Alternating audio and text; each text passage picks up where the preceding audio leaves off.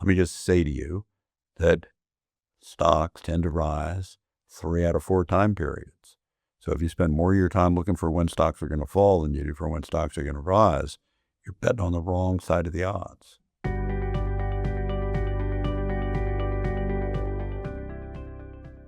So every month I get these questions that somebody sends me in from here, there, and wherever, and I type them up on little cards so the print's big enough that I can read them in front of you. And I rattle off short answers to them sometimes. It's hard for me to give you short answers. I'm pretty windy. So what is the probability of serious recession in 2026? Low. Why? Well, first, you will always get the stock market falling for months before you get a recession start. The stock market is the best leading indicator of recession. And since we just hit in early 2026 new all-time highs in the market, you know that you're not getting recession starting at all until at the earliest the spring. Secondarily, and I've written about this a lot in 2025, globally, in America, outside of America, globally, lending has been increasing at an increasing rate and robust from about 18 months ago when it was lower. Loan growth is fuel for economic growth because there's almost nobody that's borrowing money that doesn't intend to use it. You don't borrow money that you don't intend to use. You borrow money shortly before you're going to use it. So that loan growth is a reflection of supply availability, but also demand for that money that will get utilized. Now, let me say that is it possible to have a recession? Yes, but you said, what's the probability of serious recession? That's the question. Probability is low because the lending environment is good. Lending is going strongly. It's one of the most important indicators to watch for looking ahead. Economists are too dour. Economists' expectations are all focused on global trade, and they miss the point that the global world outside of America can actually trade pretty freely among themselves. And the economists tend to be too much fixated on global trade between U.S. and the non-U.S. world. Regarding your recent video on corporate earnings, if we don't look at earnings reports, what should we focus on? So let me just say one word and then let me make 15 points. One word is you should focus on the fundamentals. How might you do that? The 15 points. Now, giving a tip of the hat despite the fact that I'm not wearing a hat to my father. In 1958, my father wrote a legendary book called Common Stocks and Uncommon Profits, which is outdated in its writing style, but the fundamental points that it makes are as valid today as the day that my father wrote that book. In Common Stocks and Uncommon Profits, and I'm not hawking the book at you here. I got an easy way for you to do this. But in Common Stocks and Uncommon Profits, he made 15 points of what to look for in a stock, in fundamentals. Now, you don't have to buy the book. You don't have to go to the library. All you got to do is go and look up the internet and go to some standard AI source like Grok or Perplexity or something and put in, what were the 15 points Philip Fisher wrote about in his book, Common Stocks and Uncommon Profits? You don't have to do anything more than that, and it'll take you right to them. And when you do that, they'll cover the waterfront from the gross profitability of the company, market size potential for the company, research expenditures, whether the management is open and willing to discuss its shortcomings as well as its strengths. There's 15 of them. Just look it up on AI. That's what you look for. Why have I heard you called a permabull? Is that accurate? Well, there's lots of reasons that I'm called a permabull. Permabull's implied in a negative context. Permabull is stated by people who think the key to life is figuring out when the market's going to fall. Let me just say to you that stocks tend to rise 3 out of 4 time periods. So if you spend more of your time looking for when stocks are going to fall than you do for when stocks are going to rise, you're betting on the wrong side of the odds. People have a hard time with that. They treat it like it's a 50-50 proposition. Tomorrow, it's not 50-50. Tomorrow, I don't know what will happen, but when we look out over periods, most of the time stocks rise. The only time, and I've said this routinely, that's worth getting out of the market for is if you have an ability to foresee or see early in a bear market that it is a bear market, and then it's worth sidestepping the bear market. It is hard to do that. I've done that a few times in my life. I'm not actually a permabull, but I have not done that now for a long darn time. I missed the last big bear market, which was 2007, 8, 9. And I don't really consider 2020 and 2022 bear markets worthy of focusing on very much because they're both so short and didn't do very much.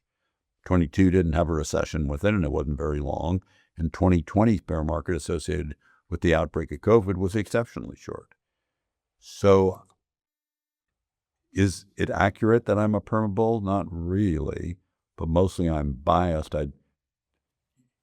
You got to have a good reason to be bearish. You don't have to have a good reason to be bullish. The thing that makes a good reason to be bearish is seeing something that's big and bad and able to create recession that others haven't already been talking about and therefore isn't priced into stocks. And that's hard to do. I'm always looking for it, but I'm human and I'm not all that great at doing it. And if you can't do that, then trying to call a bear market or correction or anything else based on other stuff is foolhardy. Isn't the talk of AI today very similar to the dot-com bubble in the 1990s? No, they are very dissimilar. I've written a fair amount about this. I understand why a lot of people who are wrong think they're similar. Why? 2 basic reasons. Valuations are high, 1, and 2, it's tech-led. AI is tech, and valuations are high. Those are the 2. Oh, I guess there's a third. They both have expectations about good things that this technology will deliver ahead, as the 1990s did for the internet, and as AI does today. So, we could go 1, 2, 3 if you want. Why are they very different? Well, the dot-com bubble was a bubble. And I wrote about that bubble. The dot-com bubble had hundreds of companies that were losing money, that had no gross operating profit margin, that were dependent entirely on their survival being based on future cash raises through stock offerings. The companies, not all, but most of what goes on in AI today are huge companies with huge gross operating profit margins that are funding their AI efforts out of their huge growing profitability, profits in hand, their own cash flow, not based on selling stock. That, in the late 90s, was a bubble because it was all 100% fundamentally dependent on the companies that were doing it being able to continue raising money through stock sales. This one is not a bubble because there's no financial market requirement for the companies to be able to continue doing the activity in which they're engaged. Now, let me say differently, just to go off to a different direction briefly. That is not to say that the tech stock, that the AI stocks can't fall, that the stocks that are involved in AI can't fall. Yes, they can. Rising and falling, normal bear markets, stocks sometimes being overpriced. None of that's about a bubble. That's just normal stuff. We've had bear markets forever without having had bubbles. We've had categories of stocks fall forever without having had bubbles. It is a mistake to confuse the normal process that Sir John Templeton famously called the evolution of a bull market, of bull markets being born on pessimism, grow on skepticism, mature on optimism, and die on euphoria. It's a mistake to confuse optimism and euphoria, or the euphoria of the peak of a normal bull market, with the different form of euphoria that's a bubble, which is a dependency on stocks going higher to finance fundamental business activities. Can investors gain an edge by leveraging AI for research?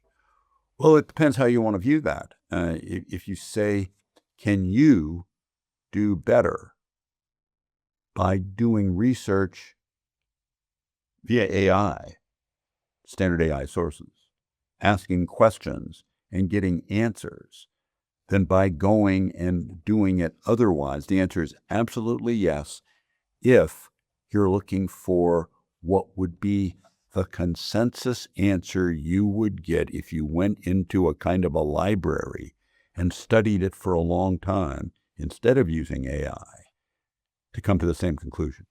Because AI can just do that so much faster. AI, however, cannot give you something. I mean, it's a phenomenal time saver for that kind of answer to that kind of question. What AI does not do is gives you any creativity, truly. It does not allow you to create new stuff because it's all pre-programmed algorithm. And because it's all pre-programmed algorithm, it can't do the kind of creativity that does never yet done greatnesses for humanity, which is where most of the great world-changing things come from. So the answer is yes, it's a great efficiency enhancer. And if you use it and others aren't using it, you gain relative efficiency to them. That's good. But in terms of game-changing stuff, it's not so good. Thank you much. Hope you found this Grab Bag Month useful. Send in more questions for next month, and I'll do my best to answer them.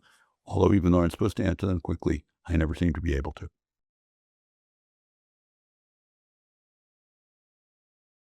Hi, this is Ken Fisher. Subscribe to the Fisher Investment YouTube channel if you like what you've seen. Click the bell to be notified as soon as we publish new videos.